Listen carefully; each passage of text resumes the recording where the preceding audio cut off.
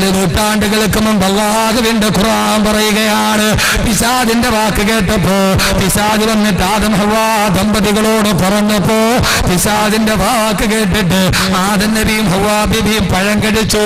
അല്ലാഹുവിന്റെ ഖുർആൻ പറയുന്നത് കേൾക്കുക, ഫദല്ലാഹുമാ ബിഗുറൂർ. ആ പിശാച് അവരെ രണ്ടുപേരെ ഈ ചതിക്കുഴി തോണ്ടി കൊടുത്തു. അല്ലാഹു പറഞ്ഞതാണ്, ഞാൻ പറഞ്ഞതല്ല. ഫദല്ലാഹുമാ ബിഗുറൂർ. ആ പിശാച് ആദം നബിയെയും ഹവ്വാ ബീവിയെയും ചതിക്കുഴിയിലേക്ക് പറഞ്ഞു വിട്ടെന്ന് അല്ലാഹുവിന്റെ വിശുദ്ധ ഖുർആൻ. ആദം നബിയെയും ഹവ്വാ ബീവിയെയും ചതിക്കുഴിയിലോട്ട് പറഞ്ഞു വിട്ടു ഖുർആൻ. ഫദല്ലാഹുമാ ബിഗുറൂർ. അള്ളാന്റെ ഖുർആൻ പറഞ്ഞതാ, അവർക്ക് വഞ്ചനയുടെ വഴി കാണിച്ചു കൊടുത്തു. എന്റെ സഹോദരങ്ങളെ, ആദം നബിയെയും ഹവ്വാ ബീവിയെയും പിഴപ്പിക്കാൻ പിശാചെടുത്ത രൂപമേതായിരുന്നു? പിശാചെടുത്ത രൂപമേതാ? ആദം നബിയോട് ഹവ്വാ ബീവിയോടും പറഞ്ഞു, യഥാർത്ഥത്തിൽ ഇന്നും കൂട്ടുകാർ ചെയ്യുന്ന പരിപാടി ഇതാ, ഏയ് ഇല്ലാൻ തക്കൂന മലക്കൈനി ഹൽ അദുല്ലുക അലാ ഷജറത്തിൽ ഖുൽദി. ഒരു മാന്ത്രിക മരം നിനക്ക് ഞാൻ കാണിച്ചു തരട്ടെ, അത് തിന്നാൽ വമുൽക്കില്ലാ യബ്ലാ, തീരാത്ത ഐശ്വര്യം കിട്ടും. ഇന്നും കൂട്ടുകാർ പറയുന്ന ഇതാ, ഒന്നും അറിയാത്ത അവന്റെ അടുക്കൽ വന്നിട്ട് പറയും, ഒരു മാന്ത്രിക വസ്തു നിനക്ക് ഞാൻ തരട്ടെ, അത് നിന്റെ ചുണ്ടിന്റെ അടിയിൽ വെച്ചാ നീ ദുനിയാവിലെ സ്വർഗം നേരിട്ട് കാണും. അവൻ ആദ്യത്തെ പൊതി കഞ്ചാവ് കൊടുക്കും, അല്ലെങ്കിൽ ആദ്യത്തെ അന്ന് നൂറ്റാണ്ടുകൾക്ക് മുമ്പ് പിശാച് പരത്തിയ അതേ തന്ത്രമാണ് കൂട്ടുകെട്ടിന്റെ ഇടയിൽ. ഒരു ചെറിയ പൊതി അല്ലെങ്കിൽ ഒരു ചെറിയ സിഗരറ്റ്, നീ ഇത് തിന്നു നോക്ക്, ദുനിയാവിലെ സ്വർഗം നീ ഇപ്പൊ കാണും. അവനതെടുത്തിട്ട് ആ സാധനം ഉള്ളം കയ്യിൽ വെച്ച് നന്നായിട്ടൊന്ന് ഞെരടി, അങ്ങനല്ലേ പാവം പിള്ളേർക്കൊന്നും അറിഞ്ഞൂടാ, കഷ്ടം ഇരിക്കുന്നുണ്ട് ഒന്ന്. അതിങ്ങനെ ഈ ഉള്ളം കയ്യിൽ വെച്ച് നന്നായിട്ടൊന്ന് ചുരുട്ടിയിട്ട്, പിന്നെ നമ്മുടെ മക്കളാണ് ഒരു ഗുണമുണ്ട്, പണ്ട് മുതൽ അവന്മാർ ഊതിയ കഴിക്കും, ഒരൊറ്റ ഊതല, അതിൻ്റെ പൊടിയെല്ലാം അങ്ങ് പറന്നു പോകും, എൻ്റെ കട്ടയൊക്കെ അതിനകത്ത് കിടക്കും. അതിങ്ങനെ ചുരുട്ടി എടുത്ത് അതിൻ്റെ ആദാബും ഷർത്തും ഫർളും അനുസരിച്ച് ഈ ചുണ്ടിൻ്റെ ഇടയിലോട്ട് തിരികെ വെച്ചാൽ പിന്നെ മൂപ്പിലാൻ ദുനിയാവിലെ സ്വർഗത്തിലാ. ആരാ തന്നത്? കൂട്ടുകാരൻ. അല്ലാതെ ആകാശത്തിൽ നിന്ന് മഞ്ഞ സൽവ ഇറങ്ങിയത് മാറി ഇറങ്ങിയതല്ലല്ലോ. എൻ്റെ പൊന്നു ചെറുപ്പക്കാരെ പഠിച്ചോളീൻ, കൂട്ടുകെട്ട് ആപത്താണ്. എല്ലാ കൂട്ടുകാരെയും ഞാൻ പറഞ്ഞുതരാം. 9 കൂട്ടുകാരുണ്ടെന്നാണ് ഖുർആൻ പറഞ്ഞ കൂട്ടുകാരാണ്, ഞാൻ പറഞ്ഞ കൂട്ടുകാരല്ല. അള്ളാഹു നമ്മളെ അങ്ങനെ ആക്കട്ടെ. ആമീൻ പറയും മനുഷ്യന്മാരെ ഉറക്കെ പറയുന്നു, അള്ളാഹു അങ്ങനെ ആക്കട്ടെ. ഒരു പ്രധാനപ്പെട്ട വിഷയമാണ്. ആദം നബിയെയും ഹവ്വാ ബീവിയെയും ഈ പഴം കഴിക്കാൻ പറഞ്ഞപ്പോ ആദം നബിയും ഹവ്വാ ബീവിയും പറഞ്ഞു, ഓ അങ്ങനെയാണോ, ഇത് കഴിച്ചാൽ അങ്ങനെ മലക്കായി മാറുമോ? ശങ്കിച്ച് നിന്നപ്പോ പിശാച് എന്ത് ചെയ്തു? കൂട്ടുകാരൻ ആദം നബിയും ഹവ്വാ ബീവിയും അല്ലാതെ സംശയത്തോടെ നിൽക്കുമ്പോ അള്ളാന്റെ ഖുർആൻ പറയുന്നു, ബഹുമാനപ്പെട്ട ആദം നബിയോട് പിശാച് പറഞ്ഞുവത്രേ, വഖാസമഹുമാ ഇന്നി ലകുമാ ലമിനൻ നാസിഹീൻ.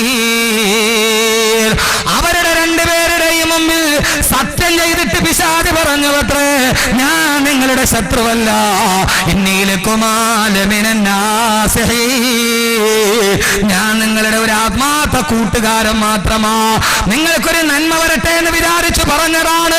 എന്റെ ശബ്ദം കേൾക്കുന്ന യുവാക്കളെ, കൂട്ടുകാരെ, ആദ്യമായിട്ട് പിശാച് എടുത്തണിഞ്ഞ രൂപം ആദം നബിയെയും ഹവ്വാ ബീവിയെ സ്വർഗത്തിൽ നിന്ന് പുറത്താക്കാൻ പിശാച് എടുത്തണിഞ്ഞ രൂപം ഏടെന്നറിയോ? ശത്രുവിന്റെ രൂപമല്ല. ഇന്നീലക്കുമാ ലമിനൻ നാസിഹീൻ, ഞാൻ നിങ്ങളുടെ ഒരു യഥാർത്ഥ കൂട്ടുകാരൻ മാത്രമാ. അല്ലാഹുവിന്റെ ഖുർആന്റെ ചരിത്രം പഠിക്കുമ്പോ സ്വർഗത്തിൽ നിന്ന് പുറത്താക്കിയത് കൂട്ടുകാരന്റെ രൂപത്തിലാണെങ്കിൽ എന്റെ ശബ്ദം കേൾക്കാൻ തടിച്ചുകൂടിയ എന്റെ പ്രിയപ്പെട്ട മുസ്ലിം ചെറുപ്പക്കാരാ, എപ്പോഴും അല്ലാഹുവിന്റെ സ്വർഗത്തിൽ നിന്ന് നിന്നെ പുറത്താക്കുന്നത്, ആ സ്വർഗത്തിന്റെ കവാടത്തിലോട്ട് കടന്നതല്ല, നിന്നെ അനുവദിക്കാത്ത രൂപത്തിൽ ജീവിതത്തിൽ നിന്നെ വഴിതെറ്റിക്കുന്നത്, അത് നിന്റെ ആത്മാർത്ഥ കൂട്ടുകാരനായിരിക്കും. ആത്മാർത്ഥ കൂട്ടുകാരനാ മനുഷ്യനെ ആദ്യം ചതിച്ചതെങ്കിൽ അല്ലാഹുവിന്റെ ഖുർആന്റെ വാക്ക് പാടാവുകയില്ല. ലോകത്തെല്ലാവരും പറയുന്നതെന്താ? ഓരോ മാതാപിതാക്കളും പറയുന്നതെന്താ? ഉസ്താദേ, 10ാം ക്ലാസ്സിൽ പഠിക്കുന്നത് വരെ എന്റെ മകൻ നല്ല സ്വഭാവം പോകുമായിരുന്നു. അവൻ ബാങ്ക് കേട്ടാൽ പള്ളിയിൽ പോകുമായിരുന്നു. പ്ലസ് ടുവിന് പോയപ്പോ, കോളേജിന് പോയപ്പോ, എഞ്ചിനീയറിംഗിന് പോയപ്പോ അവന് കുറെ കൂട്ടുകാരെ കിട്ടി. അവൻ വഴിപടച്ചു പോയി ഉസ്താദേന്ന്. എത്രയോ ആളുകൾ പറയുന്നുണ്ട് 1000 ചീന്നതകൾക്ക് വേണ്ടി, 1000 അശ്ലീലതകൾക്ക് വേണ്ടി ഖുർആനിലെ കൂട്ടുകാരെ ഞാൻ ഇവിടെ നിന്ന് തുടങ്ങുകയാ. സഹോദരങ്ങളെ, കൂട്ടുകെട്ട് പ്രധാനമാണ്. അതുകൊണ്ടാണ് ഖുർആൻ എന്ന് പറഞ്ഞത് നിങ്ങൾ വഴിതെറ്റി പോകാതിരിക്കാൻ. ലോകത്ത് ഏറ്റവും കൂട്ടുകാരാണ് നിന്നെ വഴിതെറ്റിക്കൊണ്ടതെങ്കിൽ, 7 പെൺമാണിപത്തിന്റെ നടുവിൽ കൂട്ടുകാരാണെങ്കിൽ, സഹോദരങ്ങളെ, പാലക്കാട് ജില്ലയിലെ പട്ടാമ്പിയിൽ ഞാൻ 1 മാസത്തിന് മുമ്പ് പ്രഭാഷണത്തിന് വരുമ്പോ രാവിലെ കേട്ട വാർത്ത എന്താണെന്നറിയോ? അങ്ങകലെ തമിഴ്നാട്ടിൽ നിന്ന്, അങ്ങകലെ പശ്ചിമ ബംഗാളിൽ നിന്ന് 17 വയസ്സുള്ള ഒരു പാവപ്പെട്ട പെൺകുട്ടി, പശ്ചിമ ബംഗാളിയായ 17 വയസ്സുകാരി പെൺകുട്ടി അവളുടെ കാമുകനെ അന്വേഷിച്ച് കേരളത്തിൽ വന്ന് കേരളത്തിലെ പട്ടാമ്പിയിൽ വന്നു. അവളുടെ സഹോദരിയുടെ ഭർത്താവ് ഇവിടെ ജോലി ചെയ്യുന്നുണ്ട്. എന്ത് ജോലി എന്നറിയോ? സമ്പന്ന വർഗത്തിന്റെ വസ്ത്രം ഇസ്തിരിയിട്ട് കൊടുക്കുന്ന ജോലി. പാവപ്പെട്ട തമിഴനായ മനുഷ്യന്, ബംഗാളിയായ 17 വയസ്സുകാരി ഒരു തമിഴനാണ് അവളുടെ പെങ്ങളെ, അവളുടെ സഹോദരിയെ വിവാഹം തേടട്. ഏതോ ഒരു കൂട്ടുകാരന്, ഒരു കാമുകൻ അവളെ ബംഗാളിൽ നിന്ന് വഞ്ചിച്ചു അത്രേ. അവൻ അവിടെ നിന്ന് കേരളത്തിലോട്ട് കടന്നു. തന്നെ പ്രേമ വാഗ്ദാനം നൽകി വല്ലാതെ കടന്നുപോയ കാമുകനെ തേടി 17 വയസ്സുകാരിയായ പാവപ്പെട്ട ബംഗാളി പെൺകോട് അവളെ പട്ടാമ്പിയിൽ വരുമ്പോ അവളുടെ സഹോദരി ഭർത്താവ് കാമുകനെ കുറിച്ച് അന്വേഷിക്കുമ്പോ അവൻ തമിഴ്നാട്ടിലോട്ട് കടന്നു കളഞ്ഞു. ഒരു കൂട്ടുകാരിയെയും കൂട്ടി, തന്റെ ഈ സഹോദരിയുടെ അനുജത്തിയെയും കൂട്ടി ആ പാവപ്പെട്ട തമിഴ്നാട്ടുകാരന്, സമ്പന്ന വർഗത്തിന്റെ വസ്ത്രം ഇസ്തിരി കൊടുത്ത തമിഴ്നാട്ടുകാരന്, അവൻ അവളെയും കൂട്ടി തമിഴ്നാട്ടിൽ പോയി. അവിടെ പോയി കാമുകനെ അന്വേഷിച്ച് കണ്ടില്ല. സന്ധ്യാസമയത്ത് തിരിച്ചു വരുമ്പോ, കോയമ്പത്തൂരിൽ നിന്ന് തിരിച്ചു വരുമ്പോ, വനമേഖലയിലൂടെ തിരിച്ചു വരുമ്പോ, സഹോദരങ്ങളെ, ഷോളയാർ വനത്തിന്റെ നടുവിലുള്ള മലമ്പാതയിലൂടെ വരുമ്പോ വണ്ടി ബ്രേക്ക് ഡൗൺ ആയി പോയി. കടന്നു വരാൻ മാർഗമില്ല, വാഹനമില്ല.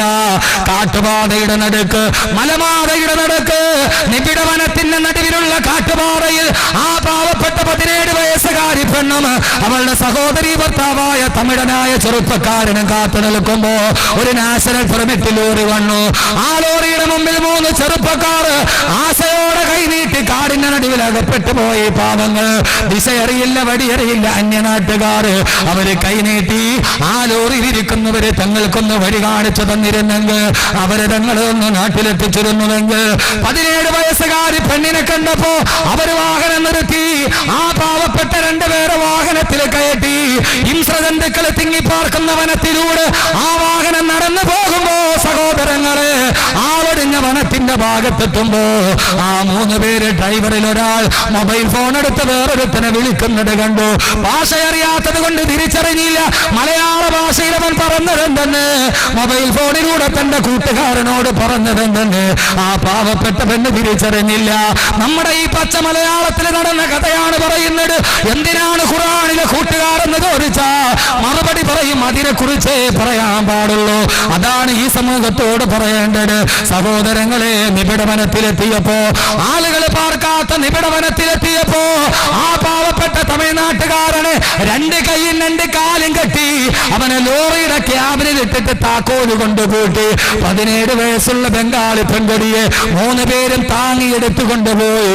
ആരും കാണാത്ത വനത്തിന്റെ നടുവ്, കാരണച്ചോലയുടെ നടുവ് ആ 3 പേർ ഈ പാവപ്പെട്ട പെൺകുട്ടിയെ മാനഭംഗപ്പെടുത്തി മലത്തിക്കിടത്തി മാനഭംഗം ചെയ്യുമ്പോ ഓരോരുത്തരായി അർത്ഥമറിയാത്ത ഭാഷയിൽ പാവപ്പെട്ട നിഷ്കളങ്ക 17 നിലവിളിക്കുമ്പോ ഓരോരുത്തരായി അവളെ കടിച്ചു മുറിച്ചിട്ട് ആ പാവപ്പെട്ട പെണ്ണിന്റെ മാനം ചിന്തുമ്പോ, ആ പാവപ്പെട്ട പെണ്ണിന്റെ വസ്ത്രമൂടി മാറുമ്പോ, കാട്ടില് താമസിക്കുന്ന കാട്ടാന പോലും കരഞ്ഞിട്ടുണ്ടാവില്ലേ, കുറുക്കം പോലും കരഞ്ഞിട്ടുണ്ടാവില്ലേ, ഷോളയാറ് വനത്തിലെ കുറുനരി പോലും കരഞ്ഞിട്ടുണ്ടാവില്ലേ.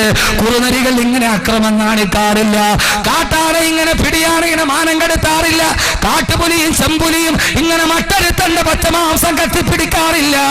സഹോദരങ്ങളെ 3 പേര് മാറി ആ 17 വയസ്സുകാരിയെ മാനഭംഗപ്പെടുത്തി അവളുടെ ഉടുതുണി വലിച്ചെറിഞ്ഞു. അവസാനം ആ പെണ്ണ് എഴുന്നേറ്റോടുമ്പോ വനാന്തരത്തിലൂടെ ഒരാശ്രയം തേടി ഓടുമ്പോ അങ്ങകലെ നിന്നൊരു ബൈക്കിന്റെ വെളിച്ചം കണ്ടു. ഏതെങ്കിലും ഒരു സഹായിയാണെന്ന് കരുതി എന്നെ രക്ഷിക്കണേ എന്ന് പറഞ്ഞു ഓടിച്ചെന്ന ആ പെണ്ണിന്റെ മുമ്പിൽ ബൈക്ക് നിന്നു. ഒരു സിനിമയുടെ കഥയല്ല ഞാൻ പറയുന്നത്, ഒരു റൊമാൻറ്റിക് ഭാവനയല്ല പറയുന്നത്. ആ ബൈക്കിൽ വന്നവൻ രക്ഷകനാകുമെന്ന് കരുതിയപ്പോ ആ ബൈക്കിൽ വന്നതാരെന്നറിയുമോ? ഇരയെ കെട്ടിയപ്പോൾ ലോറി ഡ്രൈവർ ഫോണിൽ വിളിച്ചു വരുത്തിയ കൂട്ടുകാരൻ. എനിക്കൊരുത്തിയെ കെട്ടിയിട്ടുണ്ട്, പങ്കുവെക്കാൻ വരാൻ പറഞ്ഞപ്പോ നാട്ടിലിരുന്ന കാട്ടുമൃഗം, അവന്റെ പേര് സുധീർ എന്നാണ്, അവനാണ് വന്നത് ഇരയെ പങ്കുവെക്കാൻ. അവനും പിടിച്ചു നിർത്തി സഹായിയാകുമെന്ന് കരുതി നിലവിളിച്ചവൻ പിടിച്ചു കെട്ടിയവളെ മാനം ചെയ്യുമ്പോ ഉടുതുണി വലിച്ചെറിഞ്ഞു പെണ്ണിനെ പരിപൂർണ വസ്ത്രയായി 4 പേര് പിച്ചു ചിന്തിയ ആ പെണ്ണ് നാട്ടിലൂടെ ഭ്രാന്ത് പോലെ ഓടുമ്പോ നിലവിളി കേട്ട ഏതോ അയൽവക്കക്കാരാണ്, നിലവിളി കേട്ട ഏതോ അയൽവക്കക്കാരാണ് ഓടി ചെല്ലുമ്പോൾ നൂൽബന്ധമില്ലാതെ കടിച്ചു പറിച്ച ചുണ്ടുകളുമായി ശരീരവുമായി പൊട്ടിക്കരയുന്ന പെണ്ണ് ആരോ മറയ്ക്കാൻ വസ്ത്രം കൊടുത്തു. എന്റെ പൊന്നു സഹോദരങ്ങളെ, ബംഗാളിയായ 17 വയസ്സുള്ള പെണ്ണിനെ കാണണോ? കാസർഗോഡുകാരെ കാണണോ? പട്ടാമ്പി ഗവൺമെന്റ് ഹോസ്പിറ്റലില് മാനസിക നില തകരാറിലായി ഭ്രാന്തിയെ പോലെ ആ 17 വയസ്സുകാരി. ആരാണ് ചെയ്തത്? ഒരു പെണ്ണിനെ കിട്ടിയപ്പോ വരാൻ പറഞ്ഞ് മൊബൈൽ ഫോണിൽ കൂട്ടുകാരനെ വിളിച്ചു. ആ കൂട്ടുകാരൻ പങ്കുവെച്ചപ്പോ സഹോദരങ്ങളെ കൂട്ടുകെട്ടാണ് തകർത്തത്, കൂട്ടുകെട്ടാണ് തകർത്തത്. എല്ലാ തിന്മയുടെ മകളിലും കൂട്ടുകെട്ട്. എന്റെ ശബ്ദം കേൾക്കുന്ന പള്ളത്തെ പ്രിയപ്പെട്ട പെങ്ങളെ, നല്ലവരോട് കൂട്ടുകൂടാവൂ, എല്ലാവരുമായി കൂട്ടുകൂടാൻ പാടില്ല. ഞാനൊന്ന് ചോദിക്കട്ടെ പെങ്ങളെ, കേരളത്തിൽ നടന്ന എത്രയോ പെൺവാണിഭങ്ങളുണ്ട്. കിളിരൂര് പെൺവാണിഭം, കവിയൂര് പെൺവാണിഭം, വിതിര പെൺവാണിഭം. 15 വയസ്സ് പ്രായമുള്ളപ്പോ സീരിയലിൽ അഭിനയിക്കുന്ന സ്വപ്നമായി പൂമ്പാട്ടകളോട് സ്വപ്നം പറഞ്ഞ അവസാന കോട്ടയം മെഡിക്കൽ കോളേജിൽ 85% കത്തിക്കരിഞ്ഞ് ചാമ്പലായി കിടന്ന നിന്റെ കിളിരൂരിലെ ശാരിയെ വീട്, കവിയൂരിലെ അനഘയെ വീട്. കിളിരൂര് പെൺവാണിഭ കേസിൽ കോടതി ശിക്ഷിച്ചു. ആരാണ് 15 വയസ്സുള്ള പെണ്ണിന് 70 പേർക്ക് പിച്ച് ചിന്നാൻ കൊടുത്തതെന്നറിയോ? ആ നാട്ടിലെ കാമുകന്മാരല്ല, അവളുടെ അമ്മയുടെ ഏറ്റവും അടുത്ത കൂട്ടുകാരിലേതായ നായരാണ്.